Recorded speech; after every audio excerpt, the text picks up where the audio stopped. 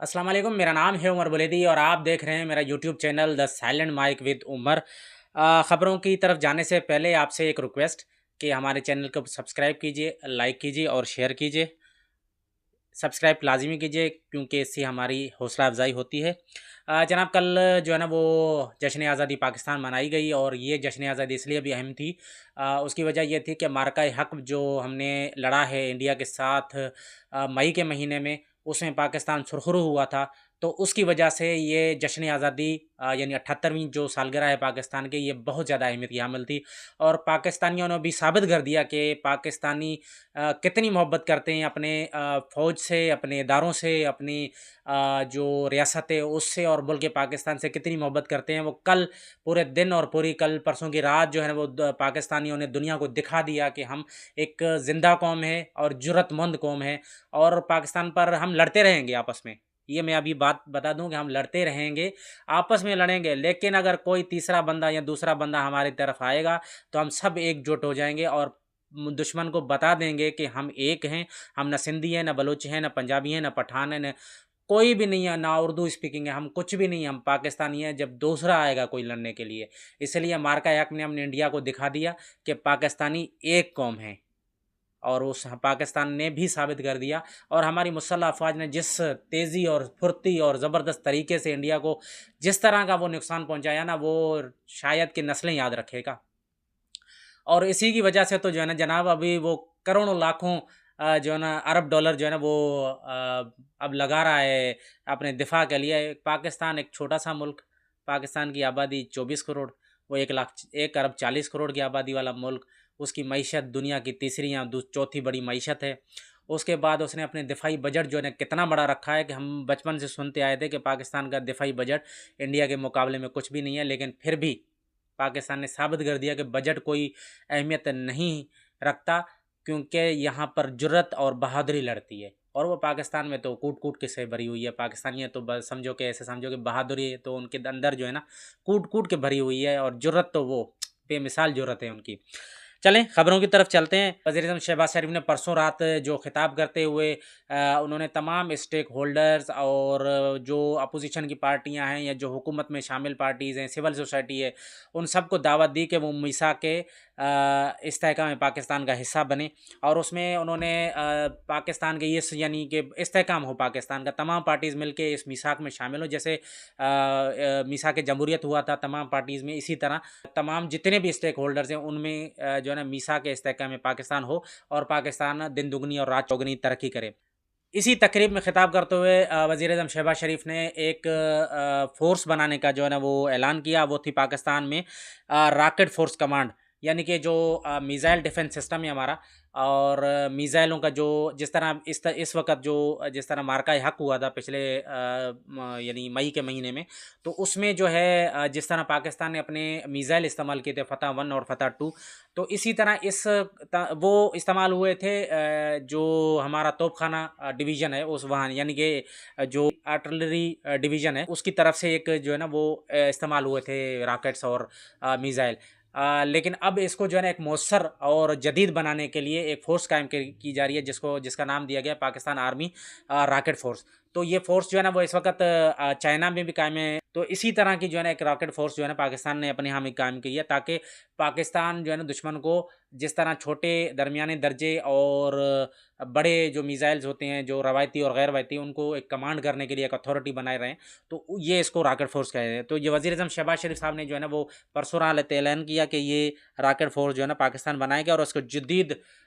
तकाज़ों के मुताबिक बनाया जाएगा। और इसको जदीद टेक्नोलॉजी जिस तरह पाकिस्तान ने साबित कर दिया इस मार्का हक़ के दौर में पाकिस्तान फ़ज़ाइया ने, कि पाकिस्तान फ़ज़ाइया ने जिस तरह जदीद टेक्नोलॉजी का इस्तेमाल किया है जो पाकिस्तान ने ख़ुद बनाई है, यानी कि जो सिस्टम है पाकिस्तान के पास मुख्तलिफ़ ममालिक से लिए हुए सिस्टम्स हैं जिनको एक ही तर्ज पे एक ही से जो है ना वो सॉफ्टवेयर में जो है ना वो पिरोया है। और पाकिस्तान ने जिस तरीके से इस सॉफ्टवेयर को और जदीद टेक्नोलॉजी को इस्तेमाल किया था, दुनिया दंग रह गई थी, क्योंकि हमारे पास मिसाइल खुद के बनाए हुए हैं कि बहुत सारी टेक्नोलॉजीज़ पाकिस्तान ने खुद बनाई है, बहुत सारी टेक्नोलॉजी हमारे पास चाइना की है। तो इन सब को मिला के हमने जो है ना वो एक नया सिस्टम जनरेट किया, और जो पाकिस्तान ने खुद जनरेट किया, जिसको खुद चाइनीज़ ने देखकर भी हैरत ज़दा हो गए थे कि किस तरह जो है ना पाकिस्तान ने इस इतनी बड़ी जो है ना वो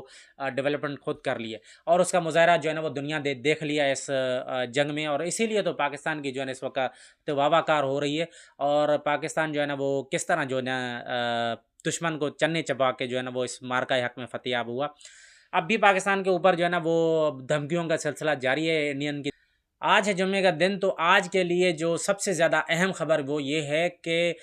सदर ट्रंप और रूसी सदर व्लादिमीर पुतिन के दरमियान अलास्का में मुलाकात तय है, और इस मुलाकात का शिद्दत से इंतज़ार जो है ना वो इंडिया भी कर रहा है। और कल की खबर ये थी कि सदर ट्रंप ने एक धमकी भी दी थी रूसी सदर को कि अगर वो मुज़ाकरात यानी जंगबंदी के लिए राज़ी नहीं हुए तो उनको संगीन नतायज के भुगतना पड़ेंगे। चलें, वो तो कितने संगीन नतायज होते हैं वो तो सदर ट्रंप जो है ना आगे चल के ही बताएंगे, वो तो छोड़ते नहीं हैं जिस तरह इंडिया को उन्होंने छोड़ा नहीं।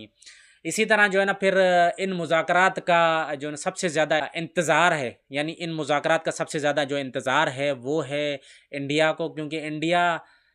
इन मुज़ाकरात की कामयाबी के लिए दुआ कर रहा है, और इंडिया चाहता है कि रूस और यूक्रेन के दरमियान जंगबंदी हो, ताकि उसके ऊपर जो टैरिफ की जो मज़ीद टैरिफ की जो तलवार लटक रही है उस वो टल जाए। क्योंकि ब्लूमबर्ग से बात करते हुए अमेरिकी वज़ीर ख़ज़ाना ने ये कहा था, अगर रूस और अमेरिका के दरमियान यूक्रेन की जंगबंदी पे मुज़ाकरात कामयाब नहीं होते हैं तो इंडिया के ऊपर मज़ीद टैरिफ लगाया जाएगा। यानी इसका मतलब ये है कि इंडिया के ऊपर दबाव बढ़ाया जा रहा है कि वो किसी सूरत भी रूसी तेल ख़रीदे नहीं, और रूस जो है ना उसको तनख़ किया जाए, क्योंकि रूस का जो तेल है वो बड़ी मिक़दार में तकरीबन जो है ना 35%, यानी कि इंडिया अपनी ज़रूरत का 35% तेल जो है वो रूस से ख़रीदता है, और दुनिया की ख़ुद की ज़रूरत तो पूरी करता है, यानी ख़ुद की ज़रूरत पूरी कर रहा है, लेकिन उसके बावजूद ये वाफर मिक़दार में ख़रीद कर रिफ़ाइन करके दुनिया के दूसरे ममालिक को भी बेच रहा है। यानी इससे मुनाफा कमा रहा है। यूक्रेन और रशिया की जंग के दरमियान जो है ना ये इंडिया ने एक बहुत बड़ा जो है ना अपने लिए एक अपॉर्चुनिटी ढूंढी, और इस रूसी तेल को रिफ़ाइन करके दुनिया में बेच रहा है। तो इंडिया जो है ना वो बड़ी शिद्दत से इस मुज़ाकरात की मेज़ पर दोनों को देखना चाह रहा है, और और ये चाहता है कि रूस और यूक्रेन की जंग बंद हो, ताकि इंडिया पे के ऊपर जो अमेरिकी दबाव वो कम हो, और इंडिया जो है ना वो सुख की सांस ले इंडिया सुख की सांस ले, और टैरिफ से जो है ना उसकी निजात हो, ताकि इंडिया और अमेरिका के दरमियान होने वाली टैरिफ मुज़ाकरात कामयाब हों। जनाब, ये तो थी रूस और यूक्रेन की जंग। तीसरी खबर में आपको ले चलता हूँ कि बिलावल भुट्टो साहब ने खिताब करते हुए जो 6 के 6 दरिया लेने की धमकी दी थी इंडिया से, उन्होंने खिताब किया था शाह अब्दुल लतीफ़ भिटाई के उर्स पे, और वहाँ पर उन्होंने कहा था कि अगर इंडिया ने हमारा पानी बंद किया तो हम जंग करेंगे और उससे 6 के 6 दरिया छीन लेंगे। तो उसके बाद जो है ना मिथुन चक्रवर्ती ने जवाब दिया था। मैंने पिछले व्लॉग में इसका तज़किरा करना भूल गया था, लेकिन अब इसका तज़किरा कर रहा हूँ कि मिथुन चक्रवर्ती जो हमारे जो बचपन के हीरो हैं, वो किस तरह की एक्टिंग करते थे, वो अब पता चला कि वो कितनी ओवर एक्टिंग होती थी। वो बागी भी रह चुके हैं इंडिया में, उन्होंने नक्सल बाड़ी हैं, उनके साथ जो है ना मिलकर इंडियन फ़ौज के खिलाफ जंग भी लड़ी थी। फिर वो छोड़कर फिर अदाकारी की तरफ आए, और अब वो जो है ना बीजेपी के मेंबर पार्लियामेंट हैं। तो हुआ कुछ यूँ था कि पहले दोनों ना वो एक जलसे में खिताब करने गए थे, तो उनका पर्स किसी ने मार लिया था। ये भी उनके साथ हुआ था। मैंने कहा थोड़ा सा ट्विस्ट भी इसमें डालता हुआ चलूँ। तो उन्होंने इसके खिलाफ जो है ना बिलावल भुट्टो ने जो 6 के 6 दरिया दिए थे, तो उनके जवाब में उन्होंने एक जवाब कहा था कि वो एएनआई के साथ बात करते हुए उन्होंने बोला कि अगर इंडिया अगर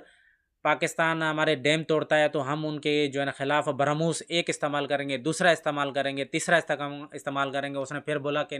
माज़रत चाहता हूँ पाकिस्तानी अवाम से कि वो हम उनके ख़िलाफ़ नहीं है, लेकिन उनकी जो क़यादत है हम उनके साथ लड़ रहे हैं। फिर उन्होंने आगे चल के कहा कि हमने ऐसा डैम बनाएंगे कि जो है ना जिसको अचानक खोल देंगे और पाकिस्तान में सुनामी आ जाएगा। फिर उन्होंने माज़रत की कि भाई पाकिस्तान के ख़िलाफ़ जो है ना वो अवाम के ख़िलाफ़ नहीं है हम। यही मामला है। इंडियन एंटरटेनमेंट मीडिया है वो तो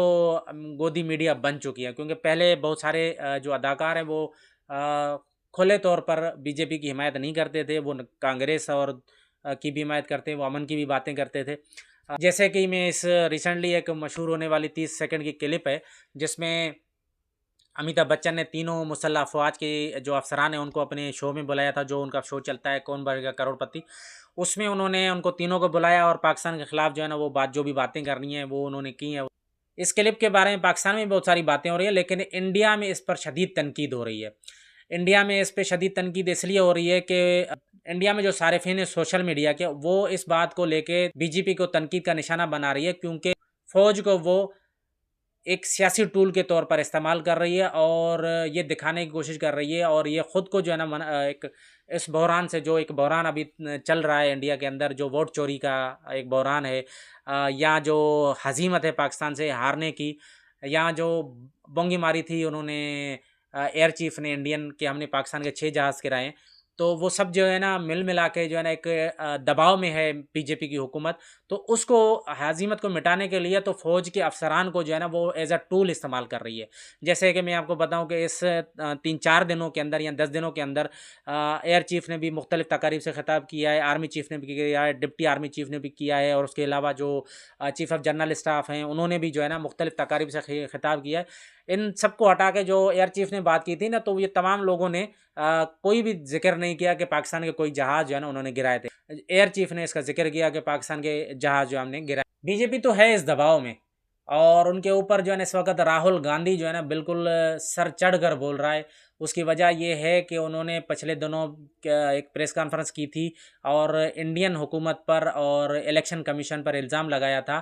कि उन्होंने वोट चोरी किए हैं। तो अब इनके ऊपर बहुत ज़्यादा दबाव है अपोज़िशन का, इस वजह से ये पाकिस्तान से हार की हज़ीमत और अपोज़िशन के दबाव की हज़ीमत जो है ना वो इंडियन गवर्नमेंट सह नहीं पा रही है, वो इसलिए ऊँचे हथकंडे इस्तेमाल कर रही हैं, यानी कि फ़ौज के अफ़सरान को ला के बिठा देती हैं एंटरटेनमेंट पर, और वो फिर वर्दी के साथ जो है ना पाकिस्तान के ख़िलाफ़ बकवास करते हैं। जिस तरह मुख्तलिफ़ टीवी चैनल्स पर अब फ़ौज के बावर्दी लोग आ रहे हैं और बैठकर जो बातें कर रहे हैं वो उनके सर पैर नहीं है, वो किसी भी तौर पर जो है ना हकीकत से बिल्कुल करीब तर भी नहीं। तो इन्हीं लफ्ज़ों के साथ इजाज़त चाहूँगा, लेकिन एक बार फिर आपसे रिक्वेस्ट कि हमारे चैनल को सब्सक्राइब कीजिए, लाइक कीजिए, शेयर कीजिए। अल्लाह हाफ़िज़।